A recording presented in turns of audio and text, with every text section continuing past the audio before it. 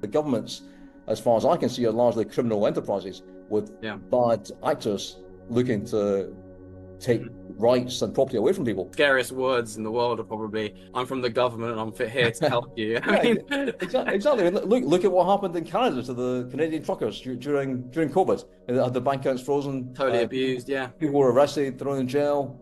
That can happen just for standing up for what you believe in. You should certainly have assets outside your home country, because your home country is the one place where you're likely to have people that want to take your money away from you, especially the government, because your home country is the place that's going to tax you. You can get a surprise in the mail any day saying that you owe millions in tax. Yeah, it's happened to me before. It comes out of nowhere, and as soon as they issue that demand, they can start freezing your assets. They can do all sorts of things to you. And even if they don't have a right, they might realize they don't have a right, and what they'll do is they'll just frustrate the process for you for years and years and years. It could be 10 years before anything came to a conclusion, and all that stuff just HMRC or the IRS, they can make it up as they go along. They can put a spurious demand in for millions of pounds or dollars, and then it's up to you to fight them. You're gonna have to spend money to do that as well. So and meanwhile, if you're holding money in banks or brokers in your home country and they do that, they can freeze those accounts while the process is ongoing. So then you have, if all your money is in that country, then you have no money to fight the case. Because the first thing your lawyer's going to say when you go to try and fight the case is, I want a retainer, I want to be paid. And if your funds are frozen at that stage, then you can't. So it's crucial to have accounts outside your home country, because your home country can't easily freeze your accounts in other countries. What places would you say are the best places to set up accounts then? Welcome back to Acequisition. In this asset protection and tax minimization video, we're going to be discussing how most people don't really have control of their own assets, and what you can do to protect your assets from other people, including tyrannical governments. Email us or comment below for any further advice. If any of our channel's 5 key verticals, stocks and shares, including commodities, acquisitions, including you yourself potentially taking part in hostile takeovers of public companies with us, profit maximization, asset protection, and tax minimization, sounds like everything you'd ever need in your finance journey, please don't forget to like, subscribe, turn on post notifications, and join our Discord chat room, linked in the description, so you can get in these plays and opportunities when we do. You can trust no one, literally. You can only trust yourself.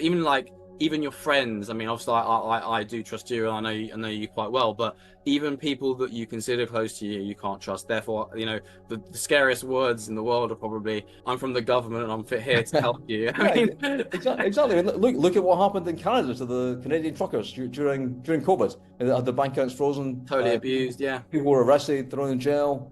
That can happen just for standing up for what you believe in. Nobody was doing anything wrong there. There was people standing up for what they believe in, and an authoritarian government decided to crack down on them. You see similar things happening in the UK just now against free speech, and people that are not happy with certain things that are going on, and they're being thrown in prison for, as far as I can see, no reason. So it's going to be very scary. It's more important than ever to protect your money. Exactly. Yeah. It's going to be, makes you think that the government's gone to so many levels to make these things difficult or not provide easy access.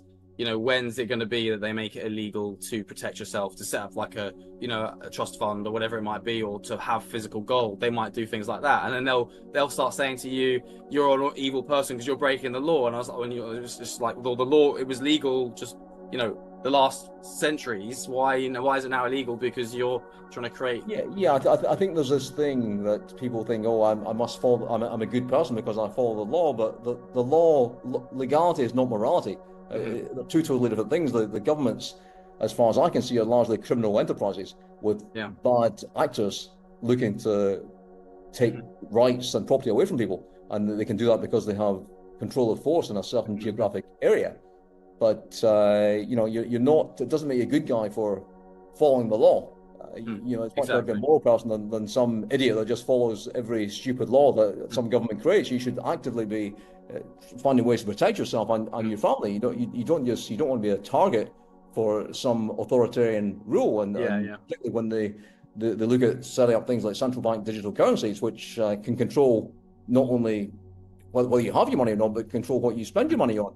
That's another thing, isn't it? That is even more scary. And many governments have already said they're working on these things right now. And then you're going to end up with some kind of social credit system where you're only allowed to buy things that the government allow you to buy. Maybe there's a limit on how many flights you can buy per year for climate change. And of course, none of these things will ever work, because anything that goes against the free market doesn't work. And everybody should know that. But it seems like there's a big majority of people, it would appear, in the world that don't believe in the free market. And people don't want freedom. People want to be told what to do. They don't want to have they don't want freedom, whether that's in their financial life or any other part of their life. And that is a sad fact of today's world. Yeah, no, and you make a good point there. That's another BTC. As much as we love BTC, Bitcoin, you just talked about it, and it's been a big winner for you. Saying if a competitor comes along, the government centralized cryptocurrency, that will kill Bitcoin. A competitor immediately in, people will be, they'll just feel like, oh, I'm going to have to, even if I don't want to, go with the government. Yeah, I think what they'll do is they'll try and incentivize people to use it at first, because they'll maybe give everyone some free central bank digital currency so that everybody sets up a wallet, and then they may try and I don't think they're going to make Bitcoin illegal, but they might try, and they can easily restrict the exchanges in certain jurisdictions so they can stop you from transferring your money out of Bitcoin into dollars or pounds. So it may, what effect it has on Bitcoin, who knows, but whatever, central bank digital currencies are a terrible authoritarian idea, which are designed to restrict your freedom. Yeah, and I think, even going back to this trust point, who you can trust, you got to think, if you meet people in person, they do have a tendency to start to like you and maybe trust you and do things with you. But these people you've never met, they have their own circles that they look after.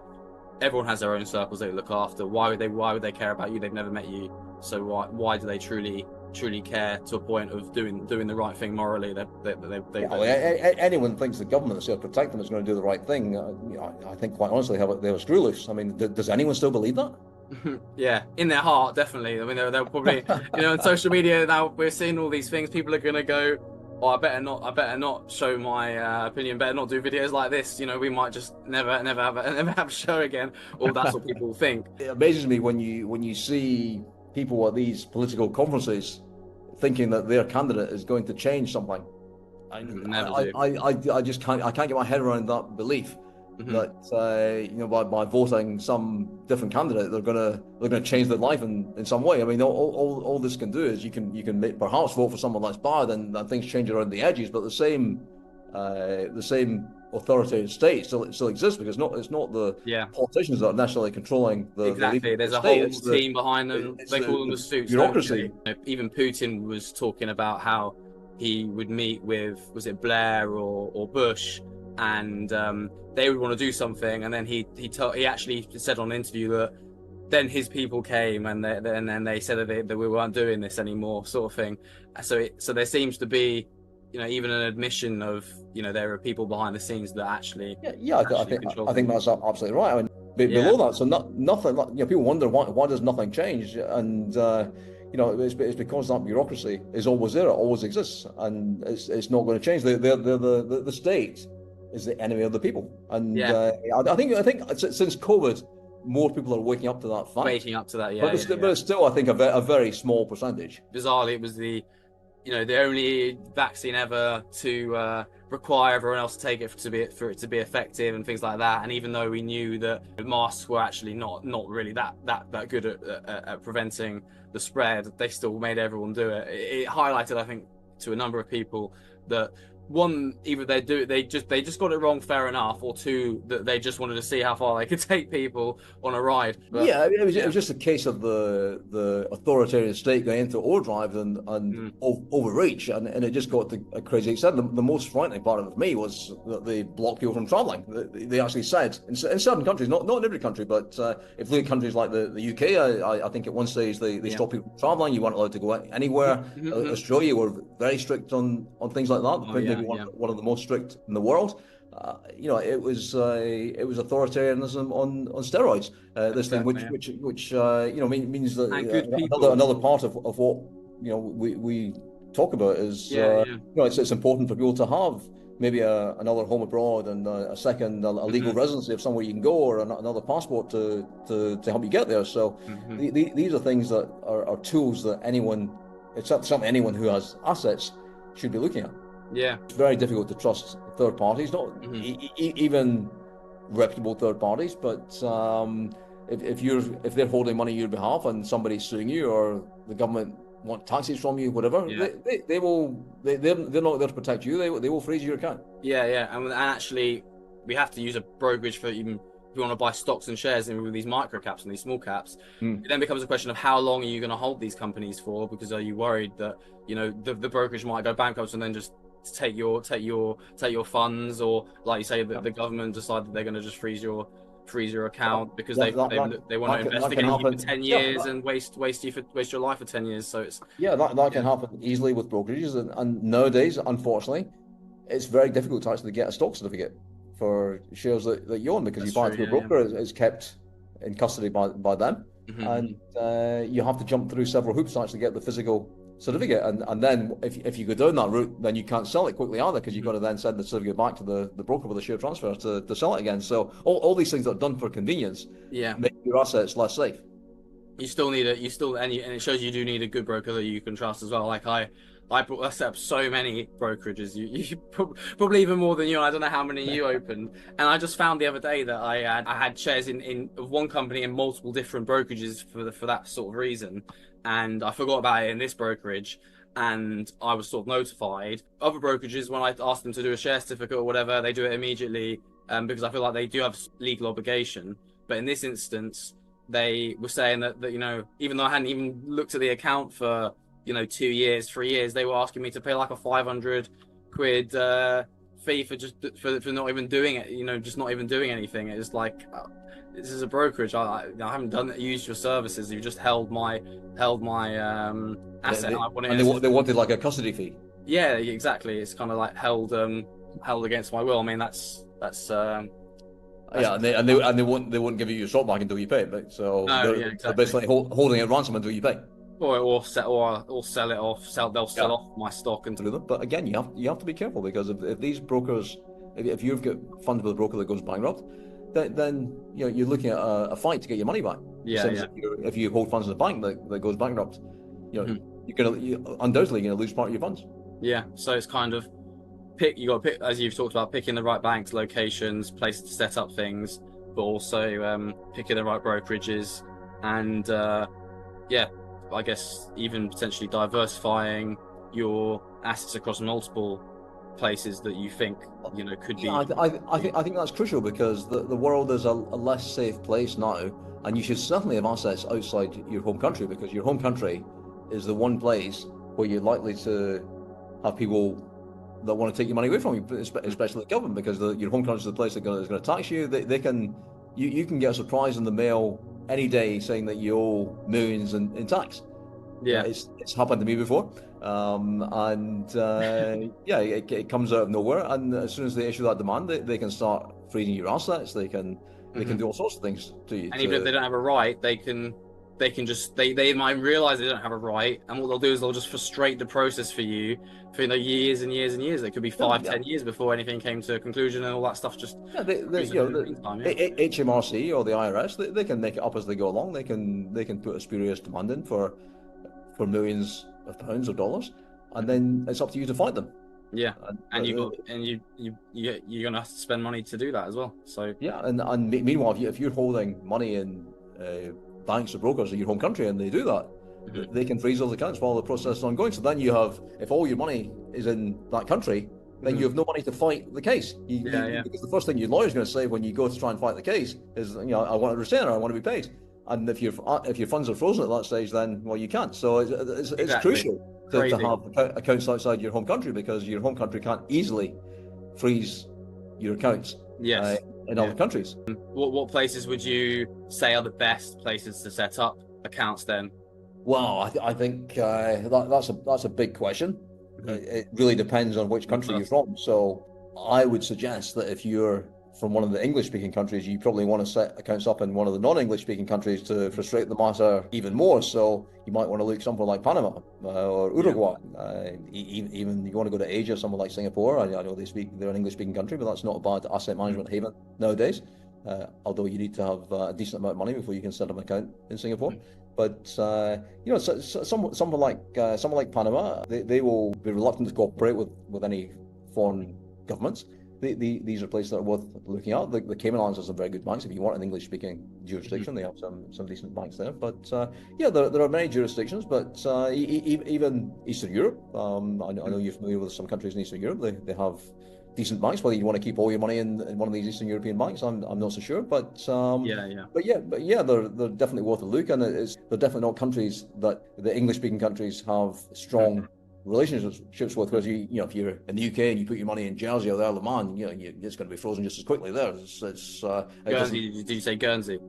Jersey, Guernsey, Isle of Man, any of the Crown protectorates that have these offshore accounts, and many people in the UK do that. It might be a little bit better if you're in Canada or the US and you want to deal with an English-speaking country. You might be safer in Isle of Man or Jersey. That could work for anyone in these jurisdictions, because the US government will be less able to freeze accounts there, but the British government can do it quickly. Actually, I had a friend pass away recently, and the inheritance tax for his son has been terrible. Of course, inheritance tax is a ridiculous tax, because someone's paid tax their whole life. And then they suddenly have the state come along and take another 40%. I mean, it's outrageous. No one should pay. Everyone should be set up to avoid it, and it's easy to set up to avoid it. No one should pay that tax, because it's ridiculous. I don't know. I think I saw an article. I think for every pound, I don't know, you've probably got the better figure. Maybe for every pound you make, you're probably only earning 20%, like 20p on a pound or 20 cents on a dollar. Probably less. I mean, it's crazy, because you got what are all the taxes that you have in almost every Western country nowadays. You've got income tax taking 40%. You've got national insurance another 10%. You've got VAT. And if you're in Europe, at least 20% on anything you buy. You've got tax if you buy a house. You've got huge taxes on fuel if you drive a car. You've got taxes on alcohol if you drink. You've got taxes on everything. So it's out of control. The state is completely out of control, and unfortunately, there's no way to fix it. It's too late. It will eventually collapse on itself. As inevitably as the communist system collapsed in Eastern Europe when the state were taking 100% of people's income. The system in the West, where basically there are socialist governments everywhere, whether they pretend to be something other than that, like the conservative governments in the UK pretend not to be socialist, but they're highly socialist. They're no different to Labour. But eventually it'll collapse on itself. It's inevitable. Unfortunately, none of us know the timing of that, but it's absolutely inevitable that it will collapse on itself. Yeah, and I mean that's I love buying dips on the Dow and the S&P 500, but I guess and it does historically it always goes up, and you make a nice return. Even buying the 22 dip, you would have made nearly 150% already. But the fear as these things are happening is like you always think, well, is it now that the system does crash? Is this the big one? Exactly. And there's no way to know. There are obviously very strong signals that the economy is not so good in most Western countries just now. But nobody knows whether it's a temporary dip or something.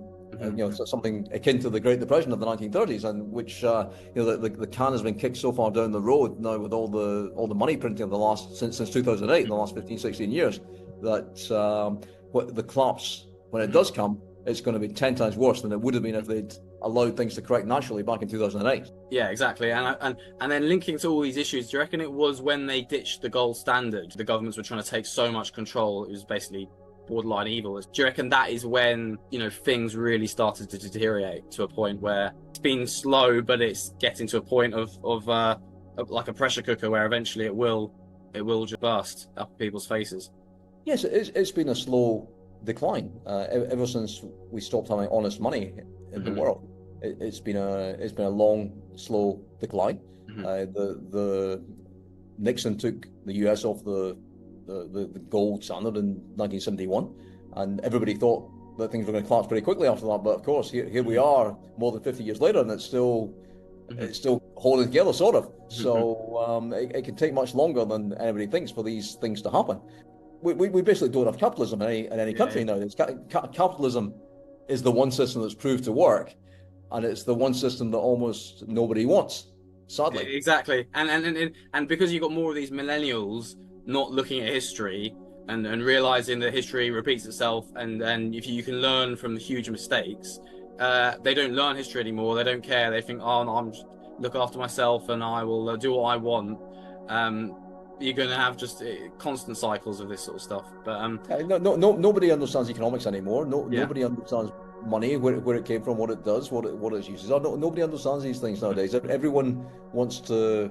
All the young people in particular, there seem to be a lot more socialists than there ever were before, and they have no understanding that socialism, wherever it's been tried, has resulted in millions of deaths, and this it won't end any differently this time either. Yeah, exactly. But I guess, as we touched on, with people misunderstanding gold and Bitcoin, and that's why prices will rise, because you're against the grain of the majority. I guess that creates a bigger opportunity for us and viewers watching this. Obviously, yes, you have to go against the majority. You can't do what everybody else is doing. If you do, you're going to lose. Simple as that. Yeah. Just for viewers, I mean, what is and what was the gold standard, and why was it so good? The gold standard, basically, what was money was convertible into gold. In the US, it was 1/20th of an ounce of gold was $1. It's pegged, yeah. And then during the Great Depression, that was revalued. It was 1/35th of an ounce of gold, and that lasted until 1971. And being pegged meant that the inflation couldn't spiral out of control.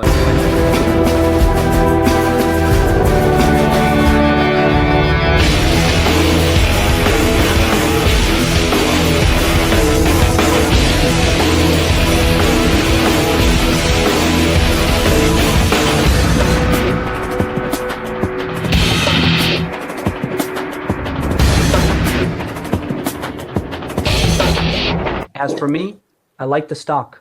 Order filled.